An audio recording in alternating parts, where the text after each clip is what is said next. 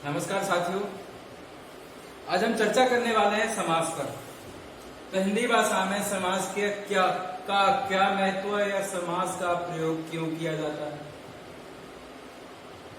समास का प्रयोग, पहले तो समास के प्रयोग से पहले मैं आपको इसका परिभाषा बताना चाहूंगा। तो समास की परिभाषा है जहां दो या दो से अधिक शब्द मिलकर एक नए शब्द का निर्माण करते हैं, या फिर दो या दो से अधिक शब्दों के मिलने से जहां नए पद का निर्माण तो होता है, उसमें विकार उत्पन्न होता है, वहां समास होता है।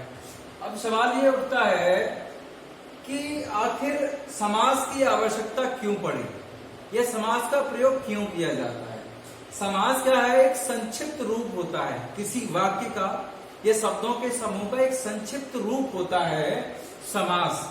जैसे यश को प्राप्त, यश प्राप्त, जेब कतरा, जेब को कतरने वाला, जेब को कतरने वाला,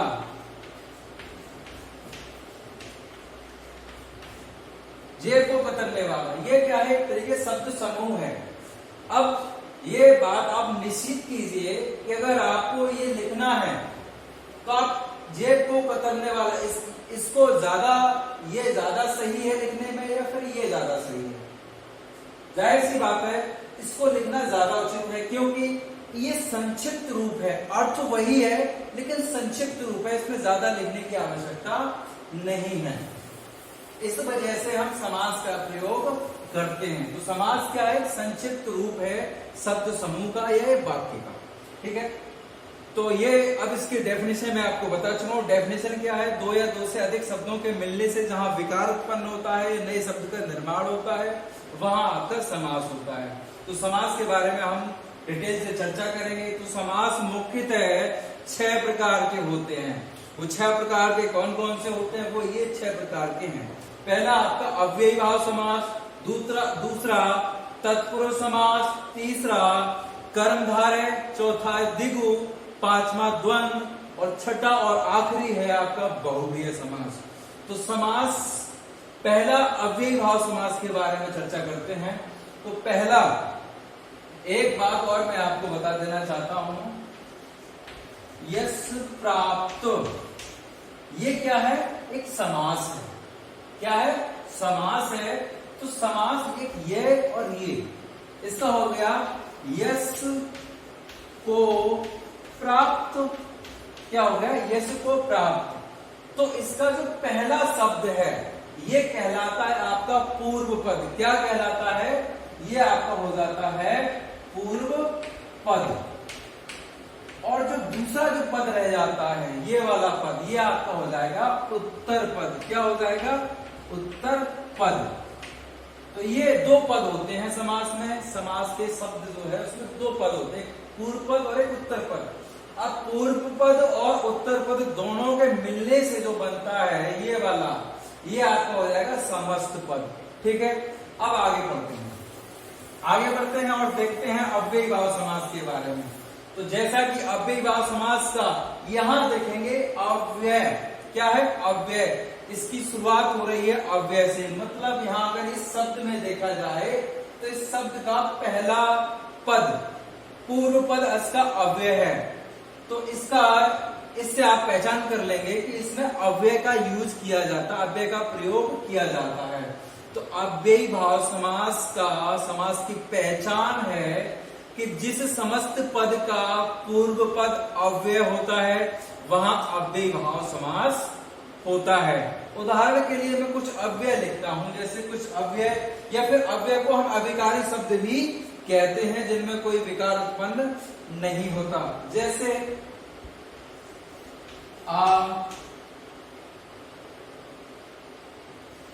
प्रति, अनु, यथा, भर, ये क्या है? ये अव्यय हैं। अब इनसे मिलके जो शब्द बनेगा वो यहां देखिए, आजन, प्रतिकूल, प्रति से क्या बना, प्रति से बन गया आपका प्रतिकूल, अनु से आपका बन जाएगा अनुकूल, और यथा से यथा संभव बन गया इससे, और भर से हो जाएगा भरपेट। ये तो यहाँ क्या है, यहाँ का पूर्व पद ये देखिए, ये सभी क्या हैं, सभी अव्यय हैं। तो जिस समस्त पद का पूर्व पद अव्यय होता है वह आपका अव्ययी भाव समास हो जाता है। दूसरा अव्ययी भाव समास में कई बार शब्दों की पुनरावृत्ति भी होती है, शब्द बार बार प्रयोग किए जाते हैं। उदाहरण के लिए देख लेते हैं, हाथों हाथ,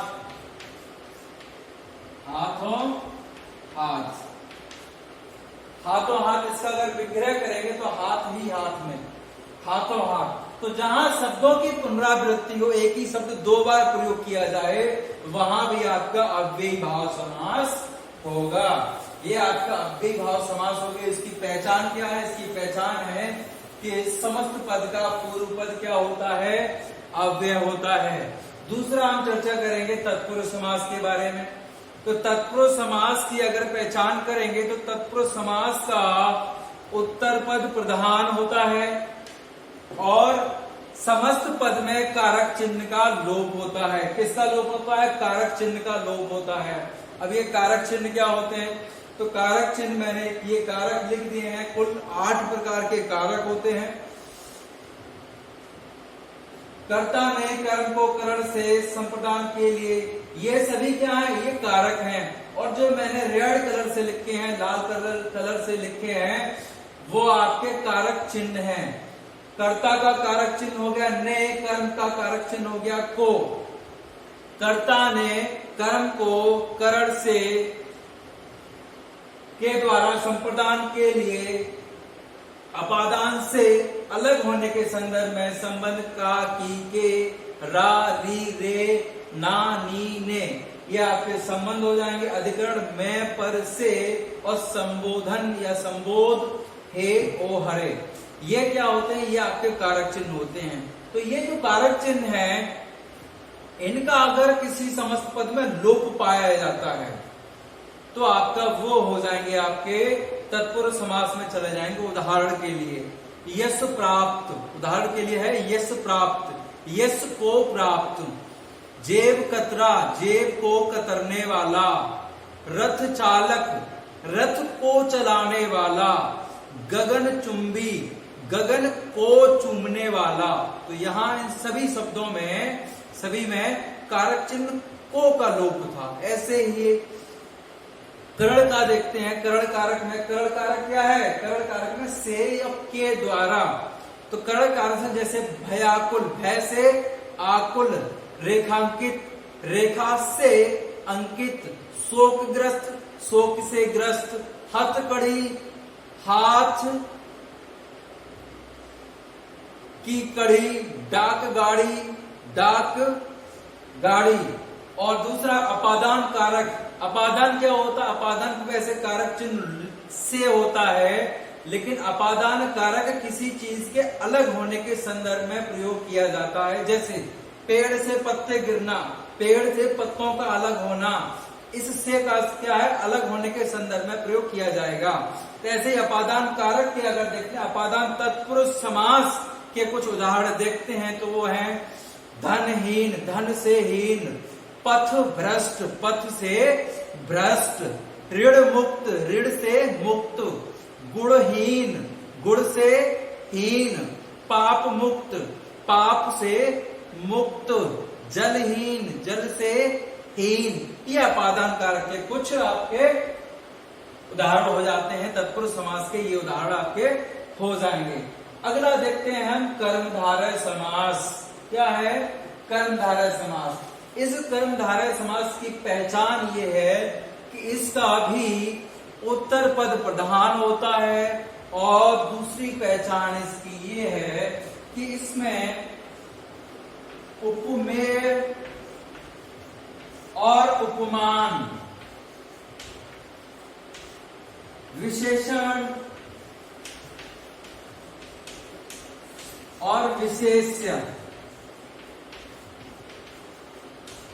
ये यहां समस्त पद में, जहां समस्त पद में आपको उपमेय और उपमान दोनों मिल जाएगा। समस्त पद में, समस्त पद का एक पद उपमेय हो और दूसरा पद उपमान हो, वहां आपका कर्मधारय समास होगा। दूसरा, एक पद विशेषण हो और दूसरा पद विशेष्य हो, तो वहां आपका कर्मधारय समास हो जाएगा। अब उपमेय क्या होता है? तुलना करने के लिए या के समान के संदर्भ में, के समान या है जो, जहां विग्रह करने पर के समान या है जो का लोप होता है, वहां आपका कर्मधारय समास होता है। और उपमेय क्या होता है? जिस वस्तु की तुलना की जाती है, जिस वस्तु की या जिस चीज की तुलना या जिस संज्ञा की तुलना की जाती है, वो आपका उपमेय होता है। और जिससे तुलना की जाती है वो आपका उपमान हो जाएगा। विशेषण क्या होता है? जो संज्ञा या सर्वनाम की विशेषता बतलाते हैं वो विशेषण कहलाते हैं, और जिस शब्द की विशेषता बतलाई जाती है वो आपका विशेष्य कहलाता है।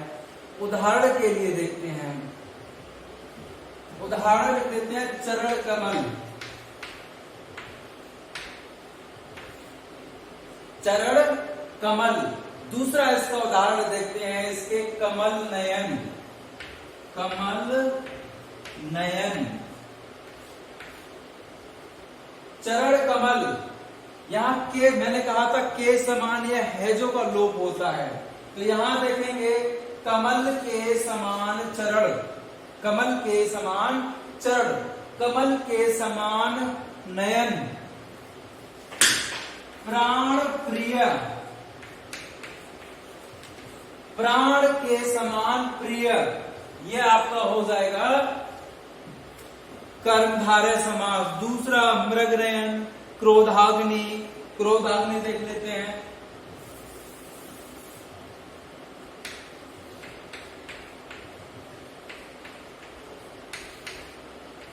क्रोधाग्नि, ये हो जाएगा आपका अग्नि रूपी क्रोध। क्या हो जाएगा? अग्नि रूपी क्रोध। तो ये आपका हो जाता है, यहां आपका हो जाता है कर्मधारय समास। अगला डिस्कस करते हैं, अगली चर्चा करते हैं द्विगु समास पर। अगला है द्विगु समास। तो द्विगु समास की पहचान क्या है? इसकी पहचान ये है कि समस्त पद का पूर्व पद, पहचान क्या है इसकी? पूर्व पद क्या होता है? संख्यावाचक होता है। क्या होता है? संख्यावाचक।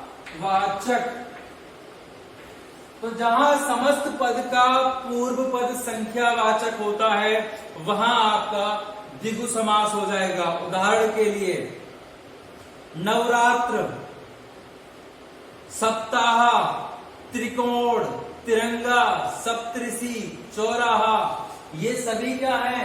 ये सभी द्विगु समास के उदाहरण हैं, क्योंकि इन सब का पूर्व पद संख्यावाचक है। जैसे उदाहरण के लिए अभी मैंने बताया था सप्ताह, दोपहर, दोपहर, त्रिकोण, ये तो इन सब का पूर्व पद सप्त मतलब 7, दोपहर 2, त्रिकोण 3 कोण, ये सभी क्या हैं? जहां आप देखेंगे सभी में पूर्व पद आपका क्या है? संख्यावाचक है, तो ये आपका हो जाएगा द्विगु समास। अगला है आपका द्वंद्व समास। तो द्वंद्व समास में क्या होगा? द्वंद्व समास में उत्तर पद और पूर्व पद दोनों ही प्रधान होते हैं। तो द्वंद्व समास में क्या होता है? द्वंद्व समास में पूर्व पद और उत्तर पद दोनों ही प्रधान होते हैं, और दोनों के प्रधान होने के साथ साथ अगर दोनों का विग्रह किया जाए तो दोनों के विग्रह करने पर या, अथवा और इनका लोप होता है।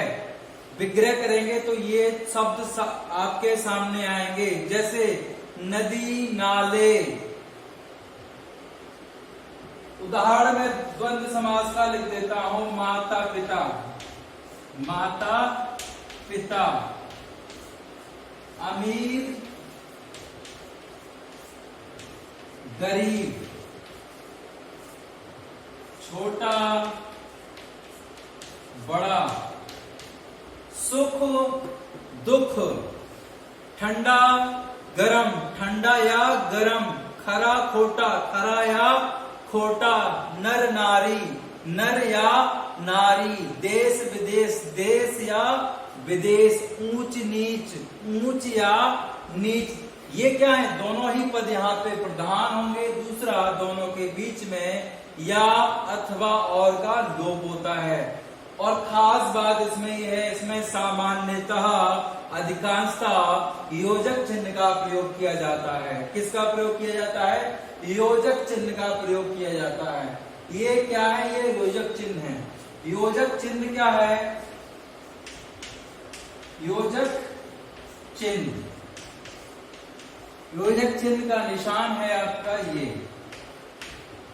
जहां शब्दों में योजक चिन्ह लगा होता, अधिकांश से शब्दों में जहां योजक चिन्ह का प्रयोग किया जाता है वहां अधिकांश से आपका द्वंद्व समास होता है।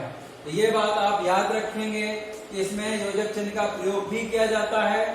दोनों पद प्रधान होते हैं और इनका विग्रह करने पर पूर्व पद और उत्तर पद के मध्य या अथवा और का प्रयोग होता है। चलिए अब हम छठवां और अंतिम बहुब्रीहि समास के बारे में चर्चा करते हैं। तो बहुब्रीहि समास क्या है? बहुब्रीहि समास का कोई भी पद प्रधान नहीं होता। बहुब्रीहि समास में कोई भी पद प्रधान नहीं होता और समस्त पद, पूर्व पद और उत्तर पद दोनों मिलकर किसी तीसरे की ओर इशारा करते हैं। अगर पूर्व पद और उत्तर पद दोनों मिलकर किसी तीसरे की ओर इशारा करेंगे तो वहां आपका हो जाएगा बहुब्रीहि समास। जैसे लंबोदर, लंबा है उदर जिसका, अर्थात गणेश जी। दशानन, 10 आनन है जिसके, अर्थात रावण। दशानन। और चतुर्भुज,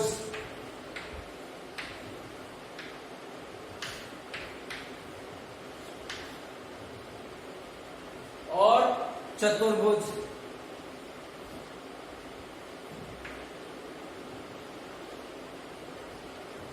ये आपको हो जाएगा चतुर्भुज, दशानन और चतुर्भुज। दशानन कहते हैं रावण को, चतुर्भुज कहते हैं भगवान विष्णु को। लंबोदर, लंबोदर गणेश जी को कहते हैं। यह आपका हो जाता है बहुब्रीहि समास। इसके कुछ और भी उदाहरण। चक्रपाणी अर्थात भगवान विष्णु।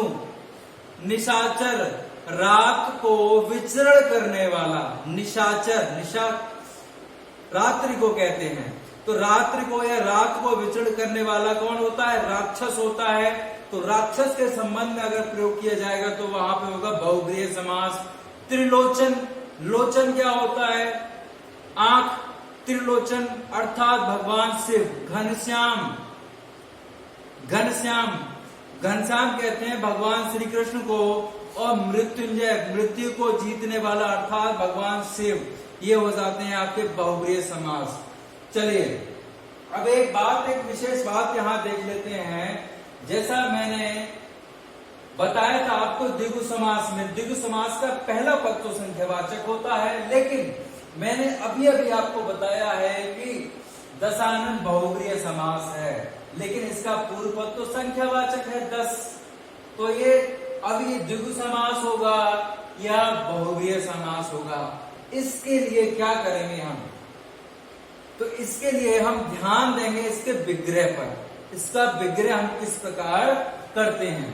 तो दशानन का विग्रह हो जाएगा 10 आनन वाला।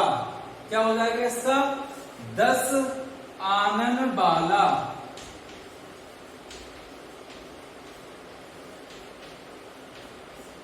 10 आनन बाला अर्थात